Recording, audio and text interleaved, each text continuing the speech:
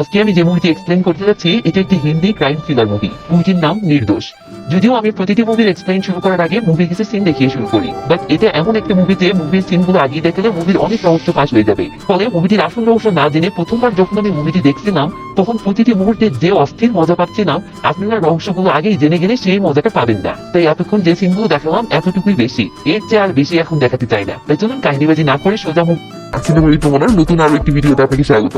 মুভির শুরুতেই দেখি কোর্টের সামনে দেশের সকল টিভি রিপোর্টার ভিড় জমিয়েছে এবং একজন নিউজ রিপোর্টার বলতেছে এক্ষুনি আমাদের কাছে নিউজ আসলো সিনিয়র গ্রোভারকে পুলিশ যে মার্ডার কেসে অ্যারেস্ট করেছিল কোর্ট সেটার জন্য সিনিয়র গ্রোভারকে 3 দিনের পুলিশ কাস্টাডিতে রাখার নির্দেশ দিয়েছে। এই বলেই রিপোর্টার সিনিয়র গ্রোভারের কাছে গেলে আমরা বুঝতে পারি এই মেয়েটি তাহলে সেই সিনিয়র গ্রোভার। কিন্তু প্রশ্ন হলো এই সিনিয়র গ্রোভার দেশের কি এমন ব্যক্তি যে যার গ্রেফতারে দেশের সকল টিভি রিপোর্টাররা মাছির মতো ভ্যান করতেছে?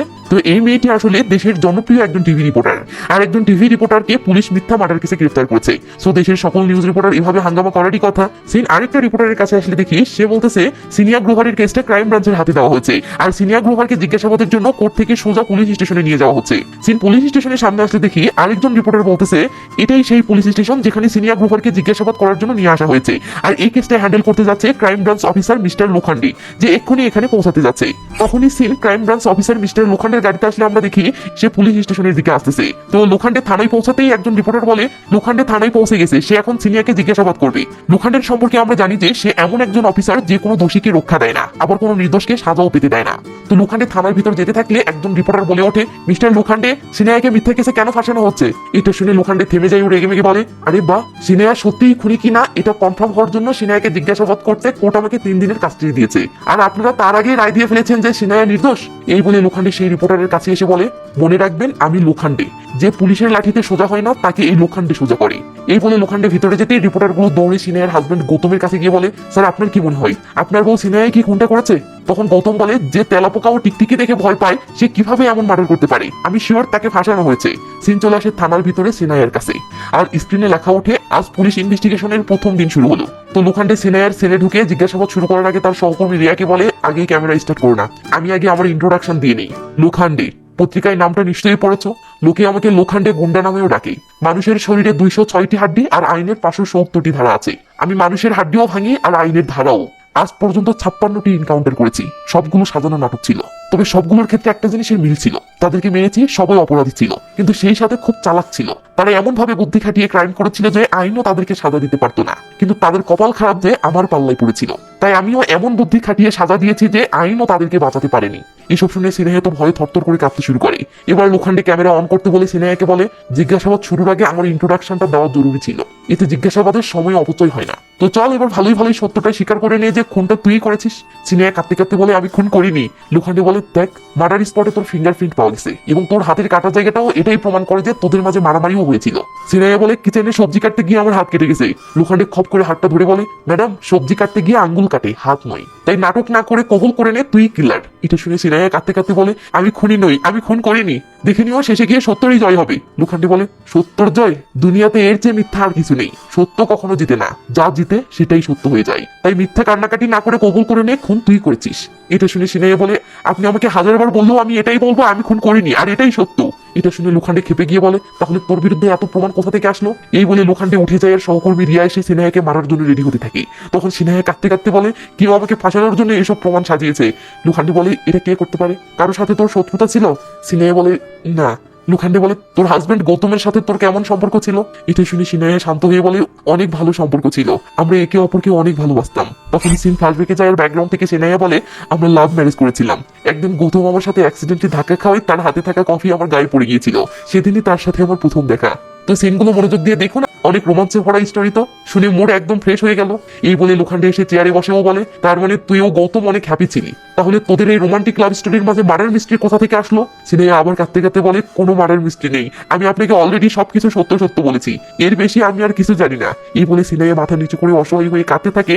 আর সিন থানার ভিতরে আরেকটা সাইডে আসলে দেখি এদিকে লোখান্ডের সহকর্মী বামান সিনেহার বিল্ডিং এর ওয়াচম্যানকে জিজ্ঞাসাবাদ করছে। তো ওয়াচম্যান বলে স্যার আমি 3 বছর থেকে সিনেহা ম্যামকে চিনি, সিনেহা ম্যাম কখনোই খুন করতে পারে না, আমি সিআইডির সকল পর্ব দেখি, আমি জানি কোনো মার্ডার মিস্ট্রি এত সোজা হয় না যে পুলিশ প্রথমেই কাউকে সন্দেহ করলো আর সেই আসল খুনি প্রমাণ হলো। তাই আপনি দেখে নিন আসল খুনি অন্য কেউই। এরপর সিনিয়র বাসার কাজের বুয়া লক্ষ্মীকে জিজ্ঞাসাবাদ শুরু করা হয়। লক্ষ্মী বলে, স্যার 3 বছর হলো আমি সিনিয়র ম্যামের বাসায় কাজ করি, বাহিরের কারোর সাথে ঝগড়া তো দূরের কথা, কখনো তার সাহেবের সাথেও ঝগড়া হতে দেখিনি। তাই সোজাভাবে বললে সিনিয়র ম্যাম কখনোই খুন করতে পারে না স্যার। সিন আবার সিনিয়রের কাছে আসলে দেখি লোখান্ডে বলতেছে, তোর বাসাতে নাকি আদা নামের একটা মেয়ে আসা যাওয়া করতো, সেটার পিছনের কাহিনী কি? তখন সিনাই বলে, আদা আমাদের বাসার পেইং গেস্ট, আমি এবং গৌতম দুজনেই জব নিয়ে খুব ব্যস্ত ছিলাম, তাই আমরা আমাদের মেয়ে জানাকে সময় দিতে পারছিলাম না। এদিকে আমাদের কাজের মেয়ে লক্ষ্মীর উপরও আমাদের এতটা ভরসা ছিল না যে তার কাছে আমাদের মেয়েকে রেখে যাব। তাই গৌতম এবং আমি মিলে সিদ্ধান্ত নিই যে আমাদের বাসায় একটা পেইং গেস্ট রাখবো, এতে কিছু টাকাও পাবো আর জানাও সময় কাটানোর মতো কাউকে পাবে। সিন বর্তমানে আসলে দেখি লোখান্ডে বলতেছে, পেইং গেস্ট আদাকে কিভাবে পাইলি সেই কাহিনীতে যা। সিনাই বলে, ইন্টারনেটে বিজ্ঞাপন দিয়েছিলাম, তখনই সিন ফ্ল্যাশব্যাকে যায় আর আমরা সমুদ্র সৈকতে একটা মেয়েকে দেখতে পাই। মেয়েটিকে দেখে আপনার মনে যে প্রশ্ন উপভোগ করতেছে সেটার উত্তর হচ্ছে হ্যাঁ, এটাই সেই পেইং গেস্ট আদা। তো আদা গাড়ি থেকে নেমে সেই অস্থির একটা পোজ দেয়, এরপর ফেসে পানি ঢেলে আপনার দিকে দুষ্টু নজরে তাকায় আর কেউ বলে ওঠে, কাট ইট। তখন আপনি বুঝতে পারেন মেয়েটি আপনার দিকে তাকায়নি, বরং এতক্ষণ বিজ্ঞাপনের শুটিং চলছিল। মানে আদা আসলে পেশায় একজন মডেল। তো আদা রেস্টে নেওয়ার সময় সিনায়াকে কল করে বলে, হাই সিনায়া, আমি আদা, আমি অনলাইনে আপনার বিজ্ঞাপন দেখে কল করেছি। হ্যাঁ হ্যাঁ, আমি পেইং গেস্ট থাকতে চাই, তো কখন আসবো? সিন বর্তমানে আসলে লোখান্ডে বলে, তো এরপর কি হলো? তখন সিন আবার ফ্ল্যাশব্যাকে গেলে দেখি গৌতম অফিস থেকে বাসায় ফিরে বলতেছে, তুমি এত তাড়াতাড়ি পেইং গেস্ট খুঁজে নিয়েছো? সিনায়া বলে, গতকাল ইন্টারনেটে বিজ্ঞাপন দিয়েছিলাম, সেখান থেকে সে কল করেছিল এবং আজকে দেখা করতে এসেছে। নাম আদা, সে মডেল হওয়ার চক্করে বাসা থেকে পালিয়ে মুম্বাই এসেছে। এতে করে আবার তার বাবা মায়ের সাথে সম্পর্কটা খারাপ হয়ে গেছে, তাই সে এখন মুম্বাইয়ে সেটেল হতে চায়। আর হ্যাঁ, বিকেলের আগে সে কখনোই শুটিং এ যায় না, তার মানে বিকেল পর্যন্ত সে বাসাতে থাকবে এবং আমার মেয়ে জানার সাথে সময় কাটাতে পারবে। তো তুমি কি বলো? গৌতম বলে, বলার আর কি আছে, রাখো। এটা শুনে সিনাই খুশি হয়েও বলে, ও হ্যাঁ, আজ একটা বড় প্রোডাকশন হাউসে তার অডিশন আছে, সেটার জন্যই এখন রেডি হচ্ছে। তখনই সিন আদার কাছে চলে আসতে দেখি সে গোসল টোসল করে মেকআপ শেকআপ লাগিয়ে পুরো একদম চাকাচাক হচ্ছে। তো আদা বাহিরে যাওয়ার আগে সিনাইয়া ও জানাকে বাই জানাতে আসলে গৌতম এই প্রথম আদাকে দেখে ও মুগ্ধ হয়ে এক নজরে চেয়ে থাকে। এরপর আদা এসে লিফটে ঢুকলে লিফটম্যানেরও সেম অবস্থা, সে গুলু মুখে নিতে যাচ্ছিল বাট আদাকে দেখে হা করে চেয়ে আছে। এমন সময় আরেকজনের এন্ট্রি হয়, এর নাম রানা, সে এই বিল্ডিং এই থাকে। আমরা দেখি আদাকে দেখে তারও সেম অবস্থা। তো লিফটম্যান গুল হাতে নিয়ে হা করে আছে দেখে রানা বলে, আবে মুখে কখন নিবি? গড, কি একটা অবস্থা। এরপর একটুর মাঝে লিফটের সোসাইটির সেক্রেটারি রাজ ঘোষালের এন্ট্রি হয়, আদাকে দেখে তারও সেম অবস্থা। সেক্রেটারি ভেবে পাচ্ছে না এই বিল্ডিং এ হঠাৎ এই মেয়ে কোথা থেকে আসলো। ওদিকে রানা চোখ বন্ধ করে অলরেডি কল্পনায় ডুবে বাজে বাজে আওয়াজ করতে শুরু করেছে। তো লিফট খুলতে আদা রেগে মেগে চলে গেলে সেক্রেটারি বলে, আরে ভাই, এই মেয়েটা কে? তখন লিফটম্যান বলে, এটা গৌতম সাহেবের পেইং গেস্ট, আজ থেকে সে এই বিল্ডিং এই থাকবে। তো আদা চলে গেছে, অথচ রানা এখনো খেয়ালে ডুবে আছে। এটা দেখে সেক্রেটারি ডিস্টার্ব করে বলে, ভাই, বিল্ডিং এর মেইনটেইন বিল তোমার 3 মাসের বাকি আছে। রানা বলে, এটা কোনো ব্যাপার হলো? এক্ষুনি মানি ব্যাগ আনতেছি, দিয়ে দেবো। এই বলে রানা ভিতরে চলে যায় আর আমরা দেখি আদা বিল্ডিং থেকে বের হয়ে গাড়িতে উঠতেছে আর গৌতম বেলকুনি থেকে আদাকে দেখতেছে। এমন সময় সিনাই এসে দুষ্টামো করে বলে, এই যে মিস্টার, ঘরে তোমার বউ আছে। এই বলে এরা দুজনে দুষ্টামো শুরু করতেই জানা এসে পড়লে সিনাই এসে জানাকে কোলে নেয়। এমন সময় পাশের ফ্ল্যাট থেকে রানার বউয়ের কান্নার আওয়াজ আসলে গৌতম বলে, এরাকে? সিনাই বলে, রানা কয়দিন হলো আমাদের পাশের ফ্ল্যাটে উঠেছে, রোজ বউকে মারে। সিন রানার রুমে আসলে দেখি রানা তার বউকে বলতেছে, ড্রয়ারে কোথায় আমার মানি ব্যাগ বের কর। বউ ভয়ে জড়সড় হলে রানা বলে, ড্রয়ারে হাত ঢুকিয়ে খোঁজ। বউ ভয়ে ভয়ে হাত ঢুকাতেই রানা থাম করে ড্রয়ার লাগিয়ে দেয় আর হাতে ব্যথা পেয়ে তার বউ হাউমাউ করে কাঁদতে থাকে। আসলে রানা এইভাবেই ছোট ছোট কারণে তার বউয়ের উপর নির্মমভাবে টর্চার করে, কিন্তু তার বউ ভয়ে কিছু বলতে পারে না, সে কেবল অসহায়ের মতো সব সহ্য করে যায়। সিন বর্তমানে আসলে দেখি এসব শুনে লোখান্ডে রেগে মেগে সিনায়াকে বলতেছে, দেখ, তোর এসব লম্বা স্টোরি শোনার মতো আমার সময় নেই, ডাইরেক্ট পয়েন্টে আয় আর বল তোর হাজবেন্ড আর আদার মাঝে কি চলতেছিল। সিনিয়া বলে, কিছু না। সিন বামনের কাছে আসলে দেখি ওদিকে বামন সোসাইটি সেক্রেটারিকে বলতেছে, সত্য সত্য বল, আদা কেমন মেয়ে ছিল? সেক্রেটারি বলে ওঠে, স্যার একদম চাকাচাক, না মানে অসাধারণ মেয়ে ছিল স্যার, মা কসম। যেদিন থেকে সে বিল্ডিং এ থাকতে এসেছে চারদিকে শুধু সুগন্ধ আর সুগন্ধ, ওকে দেখলেই মন আমার খুশিতে গুলগুলা হয়ে যায়। সত্যি বলছি স্যার, মা কসম। একই প্রশ্ন লিফটম্যানকে করা হলে সে বলে, কি বলবো স্যার, তাকে দেখলেই আমার চান্দি চুন্দি সব ঝ্যানঝ্যান করে ওঠে, শরীরে যেন কারেন্ট খেলা করে। কি বলবো স্যার, সে যখন লিফটে উঠতো সবার নজর একদম তার উপরেই ফেভিকলের মতো খপ করে আটকে যেত। ফাচাক। এসব শুনে বামন বলে, ফাচাক? দাঁড়া, আমি তোর ফাচাক বের করতেছি। এমন সময় লোখান্ডের ফোনে আসলে বামন রিসিভ করে বলে, হ্যাঁ স্যার, আমি আসতেছি। এই বলে বামন লোখান্ডের কাছে আসলে লোখান্ডে বলে, ওদেরকে জিজ্ঞাসাবাদে কিছু বের হলো? বামন বলে, না স্যার, সবার কথা একটাই যে সিনায়া খুনি হতেই পারে না। তো লোখান্ডে আবার সিনায়ার কাছে আসলে রিয়া বলে, স্যার ওর গায়ে জ্বর হয়েছে, কাল রাত থেকে কিছু খাইওনি, ওর অবস্থা খুবই খারাপ। এখন তো আমারও মনে হচ্ছে সম্ভবত ও নির্দোষ, যদি সে খুন করতো তো এতক্ষণে তা স্বীকার করে ফেলতো। লোখান্ডে এসবে কান না দিয়ে বলে, ক্যামেরা চালু করো। এই বলে লোখান্ডে সিনায়ার কাছে এসে সিনায়ের হুঁশ ফেরাইও বলে, আদা আসার পর কি হয়েছিল? সিনায়া বলে, সবকিছু ভালোভাবেই চলছিল, আদার সাথে জানার অনেক ভালো বন্ধুত্ব হয়ে গিয়েছিল, কিন্তু আমাদের কাজের মেয়ে লক্ষ্মী আদাকে আনার ব্যাপারে খুশি ছিল না। তখন সিং ফ্ল্যাশব্যাকে গেলে দেখি লক্ষ্মী কাজ করতেছে আর ভিতরে ভিতরে আদাকে দেখে জ্বলতেছে। সিনায়া গৌতমকে ফিসফিস করে বলে, আগে আমাদের রুমের জিনিস হারাচ্ছিল, কিন্তু আদা আসার পর থেকে সেটা বন্ধ হয়েছে। গৌতম ইশারায় বলে, এসব কি তাহলে লক্ষ্মী করতো? সিনায়া হোম বলার ওদিকে এসব শুনে লক্ষ্মী এমন করে। তো ব্যাকগ্রাউন্ড থেকে সিনাইয়া বলে আমি নিউজ চ্যানেলে কাজ করতাম, তাই আমি অফিস শেষে দ্রুত বাসায় ফেরার যতই চেষ্টা করি না কেন প্রায় দিনই আমার বাসায় ফিরতে দেরি হতো। তবে হ্যাঁ, গৌতম সবসময় আমার আগেই বাসায় পৌঁছাতো, আর আমি বাসায় না থাকাই সে বোরিং হয়ে অন্যদের সাথে সময় কাটাতো। যেদিন আমি ফ্রি টাইম পেতাম সেদিন আদা সহ আমরা সবাই বাইরে মজা করে সময় কাটাতাম। আমরা বাসাতেও সবাই মিলে অনেক মজা করতাম। আদা আমাদের সাথে এতটা মিশে গিয়েছিল যেন আমরা সবাই ছোটবেলার ফ্রেন্ড। আদা সময় পেলে মাঝে মাঝে আমাদেরকে তার শুটিং সেটেও নিয়ে যেত। এভাবে আদা ধীরে ধীরে আমাদের পরিবারের অংশ হয়ে যায়। সে সবকিছুতেই আমাদের সাথে সাথে, সকল সুখে এবং সকল দুঃখে। কিন্তু বর্তমানে আসলে লোখান্ডে ধমক দিয়ে বলে, এই যে ম্যাডাম, ফ্যামিলি স্টোরিতে না ঢুকে মার্ডার স্টোরির দিকে যান। সিনিয়া বলে, কিন্তু আমার কাছে তো ফ্যামিলি মেইন। লোখান্ডে রেগে মেগে বলে, কিন্তু আমার কাছে মেইন হলো মার্ডার কে করেছে। তাই বল, তোর হাজবেন্ড আর আদার মাঝে কি ঘাবলা চলছিল। সিং বামনের কাছে আসলে দেখি লক্ষ্মী বলতেছে, স্যার আদার যে কারোর সাথে ঘাবলা থাকতে পারে, সে মডেলিং লাইনে কাজ করে, আর এই লাইনের মেয়েদের চরিত্র মোটেও সুবিধার হয় না স্যার। লিফটম্যান বলে, হ্যাঁ স্যার, এটা সত্য। ওকে নেওয়ার জন্য বড় বড় গাড়ি আসতো, গাড়িগুলোর কি যেন নাম, BMW না কি যেন। গ্যারান্টি স্যার অনেক কোটিপতির সাথে ওর ঘাবলা আছে। সিং লোখান্ডের কাছে আসলে দেখি সে সিনাইকে বলতেছে, ঘাবলা ছিল না তো রিয়া, একে ফটোটা দেখাও তো। রিয়া তখন গৌতম আর আদার একটা গোপন ফটো দেখাতেই সিনাইয়ের নজর সরিয়ে নিয়ে হাউমাউ করে কাঁদতে থাকে। লোখান্ডে বলে, যদি তোর হাজবেন্ড আর আদার মাঝে ঘাবলা ছিলই না তো এটা কি, জবাব দে। সিনাইয়ের জবাব না দিয়ে মাথা নিচু করে থাকে। রিয়া খপ করে চুল ধরে মাথা তুলে নিয়ে বলে, জবাব দে। তখন সিনাইয়া বলে, আমার মনে আছে সেই দিনের কথা, যেদিন প্রথম আমি গৌতম আর আদার ব্যাপারে জানতে পেরেছিলাম। সিন তখনই ফ্ল্যাশব্যাকে যায়। একদিন সিনাইয়া অফিস থেকে ফিরলে রানা বলে, ম্যাডাম আমি আপনাকে কিছু বলতে চাই। সিনাইয়া পাত্তা না দিয়ে চলে যেতে ধরলে রানা বলে, আরে আমার উপর অভিমান কিসের, তোমার হাজবেন্ডের ওই ছেলের ব্যাপারে তো জেনে যাও। এটা শুনে সিনাইয়া রেগে মেগে বলে, খবরদার আমার হাজবেন্ডের সম্পর্কে ভুলভাল বকবে না। রানা বলে, ভুলভাল নয় ম্যাডাম, আপনার আড়ালে ওরা দুজন খুব মজা লুটতেছে। সিনাইয়া বলে, আমি তোমার মুখের কথা বিশ্বাস করি না, তাই প্রমাণ থাকে তো দেখাও। রানা বলে, প্রমাণিত, ওকে দিয়ে দিব, তবে তার বিনিময়ে আমাকে তোমার খুশি করতে হবে। সিনাইয়ের আগের মাথায় বলে, আগে প্রমাণ নিয়ে আসো। এই বলে সিনাইয়া চলে যায়। আর সিন এখান থেকে বর্তমানে আসলে দেখি লোখান্ডে বলতেছে, তোর রানা কোনো প্রমাণ দেখিয়েছিল কি? সিনাইয়া বলে, না, তবে সে নাকি লুকিয়ে দুজনের একটা ভিডিও করেছিল। লোখান্ডে বলে, আরে বাহ, তোমাকে দেখানোর জন্য ভিডিও বানিয়েছিল অথচ তোমাকেই দেখায়নি কেন? সিনাইয়া কোনো জবাব দেয় না। রিয়া তখন সিনাইয়াকে টর্চার শুরু করলে সিনাইয়া বাধ্য হয়ে মুখ খুলেও বলে, আমি তার ভিডিও দেখিনি, কারণ সে ওই ভিডিও দেখানোর বদলে আমার সাথে শুতে চেয়েছিল। এটা শুনে লোখান্ডে বলে, তামান, কেস সলভড। আদা আর গৌতমের রিলেশনের কারণেই এই মার্ডারটা হয়েছে। This is an open and shut case. এই বলে গৌতম রানার ফটো দেখিয়ে বলে, তুই তাহলে রানাকে মেরেছিস, এটা কনফার্ম। এতক্ষণে আমরা বুঝতে পারি মুভির শুরু থেকে যার মার্ডারের ব্যাপারে কথা চলছিল সেটা তাহলে রানা ছিল। বামান, সিনায়া ম্যাডাম তার ইজ্জত বাঁচানোর জন্য রানাকে মেরেছে, এটাই কেসের মোটিভ। এমন সময় থানার ভিতরে চিল্লাচিল্লি শুনে লোখান্ডে বাহিরে আসলে দেখে সিনায়ের হাজবেন্ড গৌতম তার মেয়ে জানাকে সিনায়ার সাথে দেখা করতে গেছে, কারণ জানা তার মাকে ছাড়া গতকাল থেকে কিচ্ছু খাচ্ছে না। তো লোখান্ডেকে দেখতেই গৌতম কাছে এসে বলে, স্যার সিনায়াকে ছেড়ে দিন, সে নির্দোষ, সে খুনটা করেনি। এটা শুনে লোখান্ডে বলে, তুমি এত কনফিডেন্সের সাথে বলতেছো যেন তুমি জানো খুনিকে? গৌতম বলে, হ্যাঁ জানি। লোখান্ডে বলে, তো খুনিকে? গৌতম বলে, স্যার আমি খুনি। লে হালুয়া। লোখান্ডে তো অবাক। তো লোখান্ডে এবার গৌতম ও সিনায়া দুজনকেই সেলের ভিতরে বসাইও বলে, চলো ম্যাডাম, এটা প্রমাণই হয়ে গেল যে তুমি সত্যিই নির্দোষ, মার্ডার তুমি নয় গৌতম করেছে। এটা শুনে সিনায়া ঝটকা খেয়ে যায়, বলে, গৌতম রানাকে মারেনি, ও মিথ্যা বলছে। লোখান্ডে বলে, গৌতম নিজের মুখে স্বীকার করেছে যে রানার রেকর্ড করা ভিডিও যেন তোমার কাছে না পৌঁছায়, এই জন্য ও রানাকে মেরে ফেলেছে। সিনায়া বলে, না স্যার, ও মারেনি। গৌতম বলে, না স্যার, আমি মেরেছি। এটা শুনে সিনায়া গৌতমের উপর খেপে গিয়ে বলে, তুমি খুনটা করনি, তারপরেও মিথ্যা বলছো কেন? লে জ্বালা।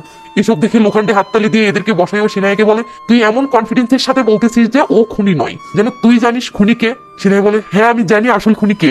লোখান্ডে বলে, কে? সিনায়া কিছুক্ষণ নিজের মনের সাথে যুদ্ধ করে বলে ওঠে, আমি আসল খুনি।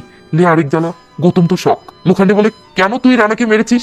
সিনায়া রাগ করে বলে ওঠে, সে আমাকে জোর করে ভিডিওটি দেখিয়েছিল এবং শর্ত মোতাবেক আমার সাথে জোর জবরদস্তি শুরু করেছিল, তাই আমি নিজেকে রক্ষা করতে গিয়ে তাকে মেরে ফেলেছি, আমি কিলার। এসব শুনে লোখান্ডে বলে, ইন্টারেস্টিং, মার্ডার একটা অথচ দুইজন নিজেকে কিলার দাবি করতেছে। সিন চলে আসে পুলিশ ইনভেস্টিগেশনের দ্বিতীয় দিনে। সত্যি সত্যি কে আসলে খুনি এটা বোঝার জন্য লোখান্ডে গৌতমকে আলাদা রুমে এনে বলতেছে, তো তুমি মানতেছো যে আদার সাথে তোমার অবৈধ সম্পর্ক ছিল? গৌতম বলে, সম্পর্ক তো কিছু একটা ছিল, তবে সেটার নাম কি সেটা জানি না। তখনই সিন ফ্ল্যাশব্যাকে যায় আর গৌতম ব্যাকগ্রাউন্ড থেকে বলে, আমি ও আদা প্রায়ই বাহিরে সময় কাটাতাম, আমরা একসাথে বিভিন্ন জায়গায় ঘুরতে যেতাম। একদিন পথের মাঝে বৃষ্টি আসলে আদা গাড়ি থেকে নেমে বৃষ্টিতে ভিজতে থাকি। ওই সময় আদাকে এত আকর্ষণীয় লাগছিল যে আমি নিজেকে সামলাতে না পেরে গাড়ি থেকে নেমে ওর কাছে যাই ও ওর সাথে ঘনিষ্ঠ হয়ে পড়ি। এটাই আমার জীবনের সবচেয়ে বড় ভুল ছিল, কারণ এরপর থেকে বাসাতে সিনেমা না থাকলেই আদা আমার কাছে আসতো এবং আমার সাথে ঘনিষ্ঠ হতো। আদার মোহে পড়ে আমি ভুলে গিয়েছিলাম যে আমার একটা বউ আছে, আর তাই আমি যা করছি এসব অন্যায়। আমি কেবল তার ঢেউয়ের তালে গা ভাসিয়ে যাচ্ছিলাম। আদার প্রায় মাঝরাতে আমাকে মেসেজ করে তার রুমে ডেকে নিত এবং আমার সাথে ঘনিষ্ঠ হতে চাইতো।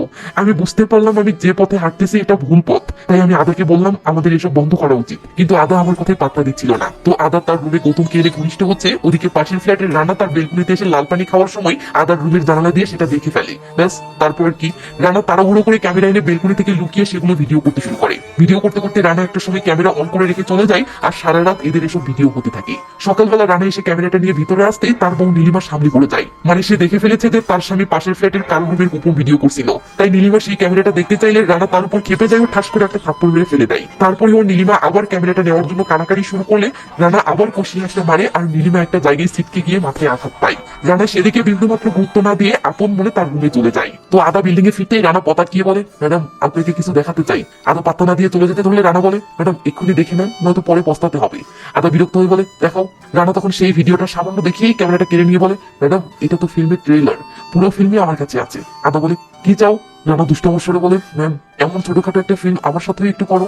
আমার গায়ে তো আর কাটা নেই যে তোমাকে ফুটবে। রাজি না হতো বুঝতেই পারছো, ভিডিও অনলাইনে ছাড়তে হবে। এটা শুনে আদা বলে, আরে না না, এসবের কি প্রয়োজন? এই বলেই আদা খুশি একটা থাপ্পড় মেরে বলে, তুই কি মনে করছিস তুই ধামকি দিবি আর আমি ভয়ে রাজি হয়ে যাবো? তোর মতো ছোট লোকের সাথে আমি সবাই এটা ভাবলি কি করে? শোন, তোর এই কম দামের ক্যামেরায় আমার চেহারাটা ঠিক মতো দেখা যাচ্ছে না, তাই নেক্সট বার শুটিং করার ইচ্ছা হলে ভালো একটা ক্যামেরা কিনিস। আর হ্যাঁ, শুটের আগে আমাকে বলিস, আমি ভালো লাইটিং করবো, পুরো একদম চাকাচাক। এসব শুনে রানা তো থমে আছে। আদা তখন ইংলিশে কিছু গাড়ি দিয়ে পাট নিয়ে চলে গেলে রানা তো রাগে ফুলতে থাকে। পরের দিন দেখি একটা ছেলে দামি গাড়ি নিয়ে আদাকে নিতে এসেছে এবং আদা সেই ছেলের গাড়িতে উঠে চলে যাচ্ছে। আর উপর থেকে গৌতম চেয়ে চেয়ে এটা দেখতেছে। সিন বর্তমানে আসলে লোখান্ডে গৌতমকে বলে, ওই ছেলেটি কে ছিল যার সাথে আদা গেল? গৌতম বলে, আদার বয়ফ্রেন্ড রবিন। আমি রবিনের ব্যাপারে আগে থেকেই জানতাম। লোখান্ডে বলে, তাহলে তোর সাথে যে আদার রিলেশন ছিল সেটার কি? গৌতম বলে, আদা আমাকে ভালোবাসে, বাট সে রবিনকে বিয়ে করতে চায়, কারণ রবিন সাউথ মুম্বাইয়ের একজন কোটিপতির ছেলে। যদিও রবিনের অনেক অভ্যাসে আদার একদম পছন্দ নয়, বাট আদা তার সুন্দর ভবিষ্যতের দিকে তাকিয়ে সেগুলো মেনে নিয়েছিল। কিন্তু রবিন আর আদার মাঝে রানার এন্ট্রি হয়। তখন সিন ফ্ল্যাশব্যাকে গেলে দেখি আদা শুটিং এ যাওয়ার জন্য সেজে গুজে বিল্ডিং এর নিচে থাকা রবিনের গাড়ির কাছে আসতেই রবিনের গাড়ি থেকে রানা বের হয়ে আসে। আদা তো রীতিমতো অবাক। তখন গাড়ি থেকে রবিনও বের হয়েও বলে, ডার্লিং তুমি এই মিস্টারকে চেনো? আদা কি বলবে ভাবতেই রবিন বলে, আজকেই এই লোকের সাথে রাস্তায় পরিচয়, লোকটি খুব মজার, পরে শুনি সে নাকি তোমার বিল্ডিং এ থাকি। রানা তখন রবিনের থেকে বিদায় নিয়ে আদাকে বলে, আপনাকে এই বিল্ডিং এ তো কখনো দেখিনি। আদা কি বলবে ভাবতেই রানা বলে ওঠে, কোনো ব্যাপার না, পরিচিত হলাম, এখন দেখা সাক্ষাৎ হতেই থাকবে। এই বলে রানা চলে গেলে আদা তো ভয়ে থরথর করে কাঁপতে থাকে। তো আদা রবিনের সাথে বাড়ি এসে এনজয় করতেছে, এমন সময় রানা আদাকে মেসেজ করে বলে, ডিস্টার্ব করার জন্য সরি সুইটহার্ট, রবিনকে ফিল্মটা এখনো দেখাইনি, তবে ভাবতেছি কালকে দেখাই, তুমি কি বলো? এটা দেখে আদা রানাকে কল করলে রানা কলটা ধরে বলে, আমি জানতাম তোর কল অবশ্যই আসবে। যাদের রক্ত খুব গরম, কথাই কথায় রেগে যায়, তাদেরকে কিভাবে ঠান্ডা করতে হয় সেটা জানি সুইটহার্ট। আদা বলে, কি চাও বলো? রানা বলে, এই তো লাইনে এসেছিস, দেখ আমার ক্যামেরার ভিডিও কোয়ালিটি খারাপ হতে পারে, বাট তোর বয়ফ্রেন্ড রবিন সে তো তার ডার্লিং এর চেহারা ঠিকই চিনতে পারবে, তাই না? তাই মেসেজে তোকে একটা ঠিকানা দিব, কাল হট ড্রেসে পুরো একদম চাকাচাক হয়ে আসিস। এই বলে রানা কল কেটে দিলে আদা গৌতমকে কল করে বলে, গৌতম রানা ওই ভিডিও রবিন ও সিনহাকে দেখানোর হুমকি দিচ্ছে, প্লিজ এটা থামানোর ব্যবস্থা করো, প্লিজ গৌতম আজকের মাঝেই কিছু একটা করো প্লিজ। সিন বর্তমানে আসলে লোখান্ডে গৌতমকে বলে, তো তুমি কি করেছিলে? গৌতম বলে, শান্তিতে বেঁচে থাকার জন্য কখনো কখনো বিপজ্জনক সিদ্ধান্ত নিতে হয়। রানা তেমন ছেলে ছিল না যে ওকে ভালোভাবে বোঝালে মানতো, তাই ওর থেকে রেহাই পাওয়ার একটাই রাস্তা ছিল। লোখান্ডে বলে, মার্ডার? গৌতম বলে, হ্যাঁ। লোখান্ডে বলে, অসাধারণ, তো এখন আদা কোথায়? গৌতম বলে, সে ওই দিনই আমাদের বিল্ডিং ছেড়ে চলে গেছে, সম্ভবত ওর বয়ফ্রেন্ডের সাথে গোড়েগাঁওয়ে শিফট হয়েছিল, আর আমিও আদার সাথে আমার সম্পর্কটা এখানেই ইতি টানতে চেয়েছিলাম। এমন সময় রিয়া এসে লোখান্ডের কানে কানে কিছু একটা বললে লোখান্ডে রেগে মেগে উঠে এসে গৌতমের ঘাড়ে আঘাত করে বলে, আমি ভাবিনি তুমি এটা করবে। গৌতম বলে, বুঝলাম না। লোখান্ডে বলে, তোমার মিথ্যা ধরা পড়েছে দোস্ত, এটা প্রমাণ হয়ে গেছে যে তুমিও খুনি নও। গৌতম বলে, না আমি খুনি। তখন লোখান্ডে বলে, ফরেন্সিক রিপোর্ট অনুযায়ী রানার খুন ডিসেম্বর 13 তারিখ রাত 8টা থেকে 10টার মধ্যে হয়েছে, আর ওই সময় তুমি অফিসে জরুরি একটা মিটিং এ ছিলে। এই বলে লোখান্ডের সামনাসামনি বসে পড়লে গৌতম বলে, আপনি এটা কিভাবে শিওর হয়ে বলছেন? লোখান্ডে বলে, কারণ ওই সময়ের তোমার অফিসের সকল সিসিটিভি ফুটেজ এখন আমাদের কাছে আছে। এটা শুনে গৌতম হতাশায় পড়ে যায়, কারণ এখন নিজেকে খুনি দাবি করার তার আর কোনো উপায় নেই। এটা দেখে লোখান্ডে বলে, সরি, নিজের বউকে বাঁচানোর জন্য তুমি যে মিথ্যা চেষ্টাটা করছিলে সেটা ব্যর্থ হয়ে গেছে, এখন আসতে পারো। তখন গৌতম যেতে ধরে থেমে যায় ও রেগে মেগে লোখান্ডেকে বলে, আপনি কি ভাবছেন কেস সলভ হয়ে গেছে? আমি খুনি নয়, তাহলে সিনহা খুনি, এটা প্রমাণ হয়ে গেছে? লোখান্ডে বলে, তুমি নির্দোষ, এখন কেবলমাত্র এটা প্রমাণ হয়েছে, কিন্তু খুনি যে কেউ হতে পারে। এটা শুনে গৌতম এবার শান্ত হয়ে চলে যায়। তো গৌতম বাসায় এসে তার মেয়ে জানাকে খাওয়ানোর চেষ্টা করলে তার মেয়ে মাকে ছাড়া কিছুতেই খেতে চায় না। তখন গৌতম জানাকে আদর করে বলে, টেনশন করো না, তোমার মা নির্দোষ, তাই সে খুব শীঘ্রই বাসায় ফিরে আসবে। সিন থানায় সিনহার ছেলে আসতে দেখে সিনহা কিছুতেই স্বস্তি পাচ্ছে না, সে ঘুমানোর চেষ্টা করতেছে, বাট কিছুতেই তার ঘুম আসছে না। সিন পুলিশ ইনভেস্টিগেশনের 3 নম্বর দিনে আসে, মানে শেষ দিনে আসে। বামাল লোখান্ডেকে বলে, স্যার সময় শেষ হচ্ছে, অথচ রহস্য বাড়তি আছে, সিনহা যদি খুনি না হয় তাহলে খুনিটা কে? লোখান্ডে বলে, খুনি যেই হোক সে অবশ্যই সিনহার বিল্ডিং এর লোক। এই বলতে এরা সিনহার বিল্ডিং এ এসে পৌঁছায় ও সিসিটিভি কন্ট্রোল রুমে এসে সিসিটিভি ফুটেজ দেখতে শুরু করে। তো লোক বিল্ডিং এ আসতেছে যাচ্ছে, কোনো সন্দেহজনক কিছুই নেই, কিন্তু এরা দেখে রাতের বেলা মুখে কাপড় বাঁধা একটা লোক দেয়াল টপকে ভিতরে ঢুকতেছে। লোখান্ডে ভিডিও পজ করে এদেরকে বলে, দেখেন তো আপনারা কেউ একে চেনেন কিনা? গৌতম, লিফটম্যান, সেক্রেটারি এরা সবাই দেখে বলে, না স্যার আমরা তো চিনতে পারছি না। তখন ওয়াচম্যান বলে, স্যার আমার মনে হচ্ছে এই লোকটি রানাকে মেরেছে, তা না হলে সে রাতের বেলা এভাবে ঢুকবে কেন? এমন সময় লক্ষ্মী লোখান্ডেকে দেখেই সন্দেহজনকভাবে লুকিয়ে পড়লে লোখান্ডে পিছে দৌড় দেয়। লক্ষ্মী ভয় কাঁপতে কাঁপতে বলে, সাহেব আমি কিছু করিনি, মা কসম সত্যি বলছি। গৌতম বলে, লক্ষ্মী তুমি নিচে এসেছো কেন? লক্ষ্মী ভেবেচাকে খেয়ে বলে, সব জানা নিচে আসার জন্য জিদ করছিল। বামন তখন লক্ষ্মীকেও সেই ছেলেটির ফটো দেখিয়ে বলে, একে চিনিস? লক্ষ্মী বলে, না স্যার চিনতে পারছি না। লোখান্ডে বলে, রানা কেমন লোক ছিল? লক্ষ্মী বলে, একদম ঠার্কি শালা, পুরো সোসাইটির মেয়েদের উপর নজর দিত, একবার তো আমাকেও খপ করে জড়িয়ে ধরেছিল। এই বলে লক্ষ্মী থেমে গিয়ে বলে, স্যার আমি যাই। সিন কাট হয়ে ফরেন্সিক ল্যাবে আসলে দেখি ফরেন্সিক অফিসার লোখান্ডেকে কিছু ফিঙ্গারপ্রিন্ট দেখিয়ে বলতেছে এগুলো ঘটনাস্থলে পাওয়া গিয়েছে। এগুলোর মাঝে রানার ওয়াইফ, রানার শালা এবং সিনায়ের ফিঙ্গারপ্রিন্ট আছে।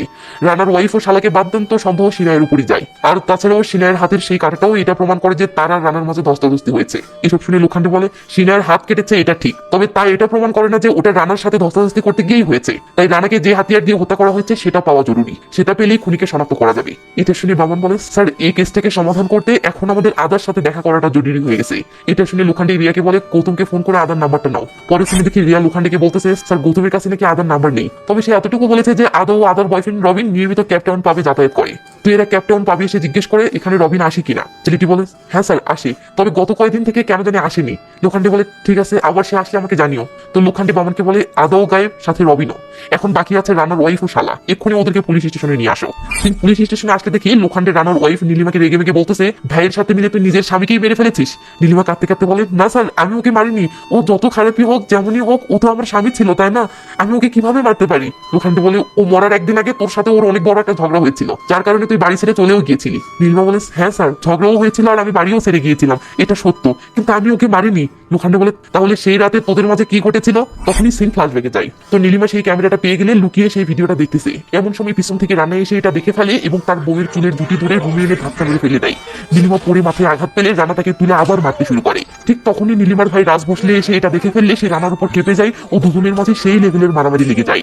মারামারি চলতে থাকলে একটা পর্যায়ে রানা রাজ ভোসলের বুকে কষিয়ে লাঠি মারে আর সে ছিটকে গিয়ে পড়ে। ব্যাস রাজ উঠে দাঁড়িয়ে রানার দিকে বন্দুক তাক করে ফেলে। এটা দেখে নীলিমা থামাতে গেলে রাজ এই বুঝে গুলি করলো, কিন্তু নীলিমা তাকে সামলে নেয়। তখন রাজ রেগে মেগে বলে, আমি তোকে ছাড়বো না, এটা মনে রাখিস।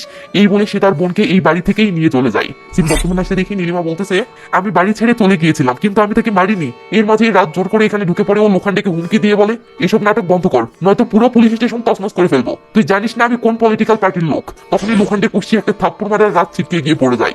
এবার লোখান্ডে বাবানের শার্টের বোতামগুলো খুলে দিয়ে বলে, বাবান নেতার রক্তটা একটু বেশি গরম মনে হচ্ছে, কয়েক ডোজ দিয়ে ঠান্ডা করে দে। ব্যাস বাবান তার শার্ট খুলে রাজকে উদম কেলান কেলাতে শুরু করে। তো কেলানি খেতে খেতে রাজের তেজ যখন পুরোদমে ঠান্ডা হয়ে যায় তখন লোখান্ডে কাছে এসে বলে, তুই তোর দুলাভাইকে মেরেছিস তাই না?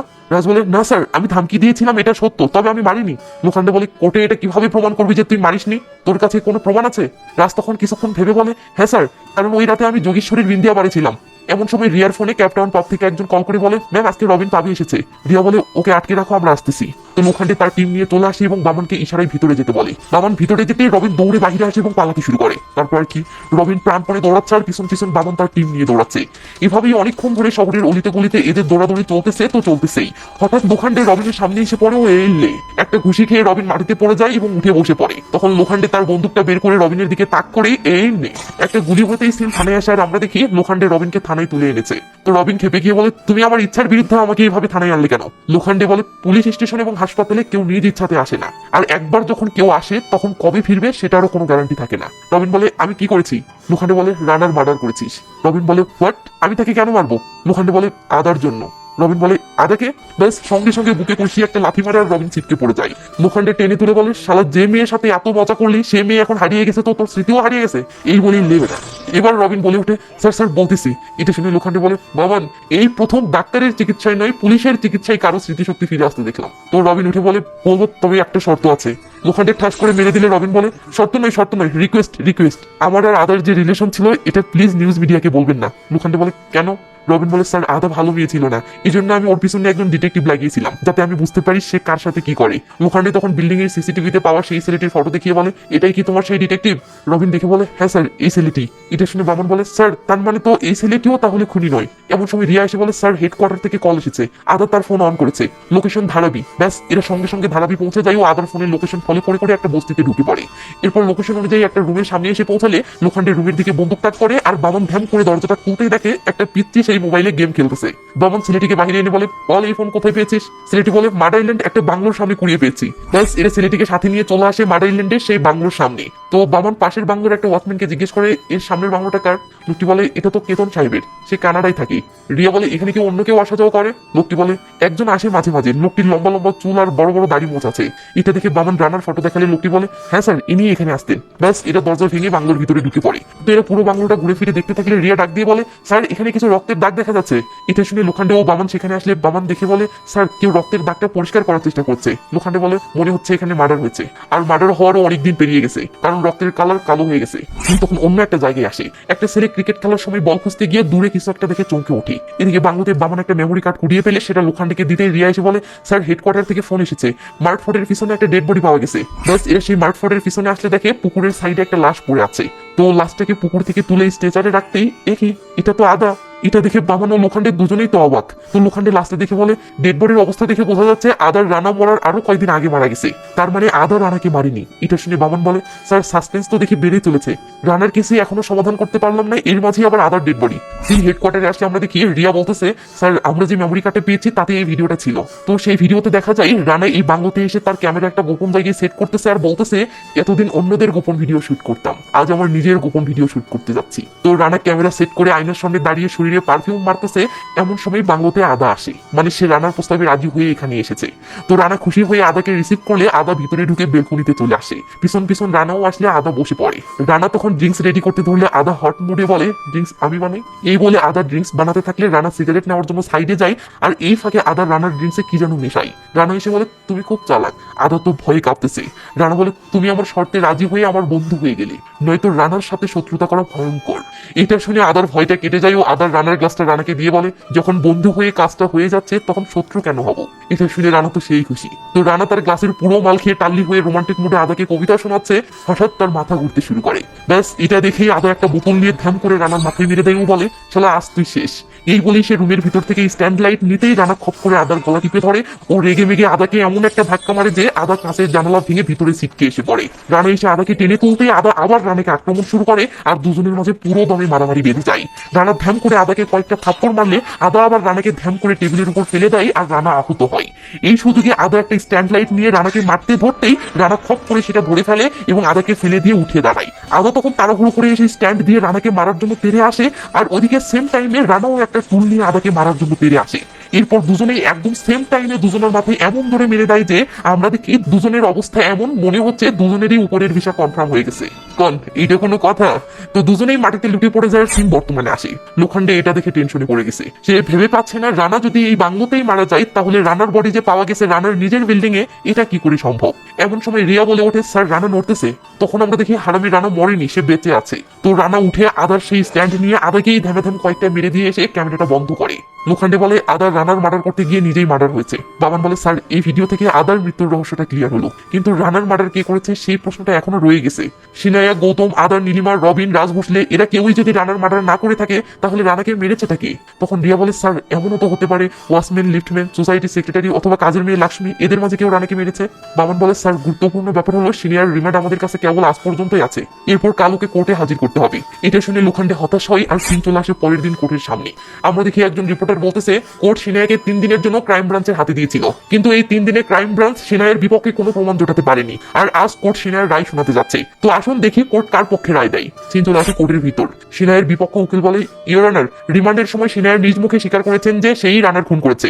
এটা শুনে সিনায়ের পক্ষের উকিল বলে, মিলর্ড, মিসেস সিনায়া খুনের দায় স্বীকার করেছে, কিন্তু এটা প্রমাণ হয়ে যায়নি যে সে খুনি। মিস্টার গৌতমও তো খুনের দায় স্বীকার করেছেন, সেও চিল্লিয়ে চিল্লিয়ে বলেছেন যে সেই আসল খুনি। তো আপনি কি তাহলে গৌতমকে সাজা দেবেন? যেভাবে গৌতম তার ওয়াইফকে বাঁচানোর জন্য খুনের দায় নিজের উপর নিয়েছিলেন, সেভাবে সিনায়াও তার স্বামীকে ফাঁসতে দেখে খুনের দায় নিজের উপর নিয়েছিলেন। এটা শুনে বিপক্ষ উকিল বলে, উকিল সাহেবা, যে সময় সিনায়াকে গ্রেফতার করা হয়েছিল সেই সময় তার হাতে কাটা ছিল, এটার ব্যাপারে কি বলবেন? কারণ সবজি কাটার সময় আঙ্গুল কাটে, হাত নয়। এটা শুনে মেয়েটি হেসে বলে, আইন তো আর এটা নির্ধারণ করতে পারে না যে সবজি কাটার সময় চাকু কোন দিকে চালাতে হবে। এটা শুনে সবাই হেসে ওঠে। মেয়েটি বলে, দর্শক, এখন পর্যন্ত পুলিশ সেই হাতিয়ারটাই খুঁজে বের করতে পারেনি যেটা দিয়ে রানার মার্ডার হয়েছে। ফরেন্সিক ডিপার্টমেন্টের মতে সেটা নাকি একদম আলাদাই এক ধরনের হাতিয়ার ছিল। কিন্তু প্রশ্ন সেটা আসলে ছিলটা কি? আসল কথা তো এটা যশাব, পুলিশ সিনায়ার বিরুদ্ধে পাকাপোক্ত কোনো প্রমাণ কোর্টে হাজির করতে ব্যর্থ হয়েছে। এই বলে মেয়েটি তার কথা শেষ করে জজ লোখান্ডেকে বলে, মিস্টার লোখান্ডে, আদালত এটা জানতে চায় যে আদালত যে আপনাকে সিনিয়র 3 দিনের রিমান্ড দিয়েছিল, আপনি এই 3 দিনে কি করেছেন? লোখান্ডে বলে, এটা সত্য মিলর্ড যে আমি সিনায়ের বিরুদ্ধে মজবুত কোনো প্রমাণ কোর্টে পেশ করতে ব্যর্থ হয়েছি। সিনায়ের উকিল বলে, শুধু প্রমাণই না, আপনি মার্ডারের সেই হাতিয়ারটাও পেশ করতে ব্যর্থ হয়েছেন। এসব শুনে জজ রায় শোনায় যে মিস্টার লোখান্ডের দ্বারা পেশ করা সকল তথ্যের ভিত্তিতে এই আদালত তার রায় শোনাতে যাচ্ছে। সিনায়া ও গৌতমের বুকের ভিতর তো ধুক ধুক করতেছে। জজ বলে, মিসেস সিনায়া নির্দোষ। এটা শুনতেই সিনায়ার যেন জান ফিরে আসে, আর গৌতমও সেই খুশি হয়। তখন সিনায়া কি যেন ভাবতে থাকে, আর সিন ফার লেগে যায়। মানে রানা যে রাতে খুন হয়েছিল সেই রাতের সিনে। তো গৌতম যে আদার সাথে গোপনে ওষুধ পড়ে, আর রানার কাছে সেটার ভিডিও আছে। এদিকে কনফার্ম হওয়ার জন্য যে রানার থেকে ভিডিওটি দেখবে, তো রানা আবার শর্ত দিয়েছে ভিডিও দেখতে হলে তার সাথে শুতে হবে। কি এক জ্বালা। তাই সিনায়া ভিডিও দেখবে না বলে মনকে মানানোর বহু চেষ্টা করে, কিন্তু না, ব্যাপারটা ক্লিয়ার না হওয়া পর্যন্ত সে কিছুতেই শান্তি পাচ্ছে না। তাই শেষমেশ সে বাধ্য হয়ে রানার কাছে সেই ভিডিওটি দেখতে আসে। রানা তখন টিভিতে ভিডিওটি চালিয়ে দিলে সিনায়া তো রীতিমতো অবাক। এটা দেখে সে পাথরের মতো থ মেরে দাঁড়িয়ে আছে, আর তার চোখে জল টলমল করে উঠতেছে। এমন সময় রানা এসে সিনায়ার শরীরে হাত দিতেই সিনায়া পালানোর চেষ্টা শুরু করে, আর রানা রেগে মেগে সিনায়াকে ধাক্কা মেরে টেবিলের উপর ফেলে দেয়। আর এই সময়ই বোতলের কাজ দিয়ে সিনায়ার হাতটা কেটে গিয়েছিল। তো রানা এসে সিনায়ের উপর আবার হামলা করলে সিনায়া তার ইজ্জত বাঁচাতে একটা বোতল ছুঁড়ে মারে, বাট সেটা রানাকে লাগে না। সিনায়া পালাতে ধরলে রানা আবার সিনায়াকে ধরে ফেলে ও সিনায়াকে সোফার উপর শুয়ে দিয়ে জোর জবরদস্তি করতে শুরু করে। দস্তাদস্তি করার সময় সিনায়ের হাতটা তার মাথায় থাকা হেয়ার স্টিকে গেলে সিনায়া সেটা খুলে নিয়েই এড়িয়ে নেয়।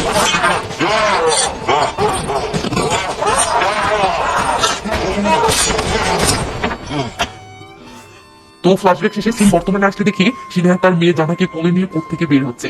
এমন সময় মিস্টেকলি এক রিপোর্টারের ধাক্কায় জানা পড়ে যেতে ধরতেই লোখান্ডে এসে জানাকে সামলে নেয় এবং পকেট থেকে সিনহার সেই হেয়ার স্টিকটা বের করে জানার চুলে গুঁজে দেয়। সিনহা তো এটা ভেবে রীতিমতো অবাক যে মার্ডারের যে হাতিয়ারটা কোর্টে পেশ করার অভাবে সিনহা বেঁচে গেল, সেই হাতিয়ারটা তাহলে আগে থেকেই লোখান্ডের কাছে ছিল। তো একজন রিপোর্টার এসে লোখান্ডেকে বলে, মিস্টার লোখান্ডে, এই প্রথম কোনো কেস সলভ করতে আপনি ব্যর্থ হলেন, খুনিকে ধরতে পারলেন না, তো এই ব্যাপারে কি বলবেন? লোখান্ডে বলে, লোখান্ডের হাত থেকে দোষী কখনো ফসকে যায় না, আর নির্দোষও কখনো সাজা পায় না। তখন সিন কাট হয়ে আর লোখান্ডে বলে, কেস হাতে পেয়ে আমি যখন ইনভেস্টিগেশনের জন্য মার্ডার স্পটে গিয়েছিলাম, তো আমি সেই হাতিয়ারটা পেয়েছিলাম যা পুলিশও পায়নি। সেদিন দুইটি বিষয় আমি একসাথে জানতে পারি। এক, খুনি সিনায়া। 2, মেইন কালপ্রিট রানা। সিনায়ার উপর ইনভেস্টিগেশন আমি খুনির সন্ধানই করিনি, বরং এটা জানার জন্য করেছি যে সিনায়ার রানার মার্ডারটা কোন পরিস্থিতিতে গিয়ে করেছে। আর 3 দিনের ওই ইনভেস্টিগেশনে বুঝতে পেরেছি সিনায়া খুনি হয়েও নির্দোষ। সত্য তো এটা যে রানা সোসাইটিতে সবার জীবন অতিষ্ঠ করে তুলেছিল, আদাও তার কারণেই মরেছে। আসলে কখনো কখনো মরনেওয়ালা মারনেওয়ালার চেয়েও বেশি পাপী হয়ে থাকে। যদি সিনায়ার শাস্তি হতো, তো হাসি খুশি সংসারটা ধ্বংস হয়ে যেত। আসলে লোখান্ডে বেআইনি ভাবে আইনি কাজ করে, কিন্তু আইনি ভাবে কখনো বেআইনি কাজ করে না।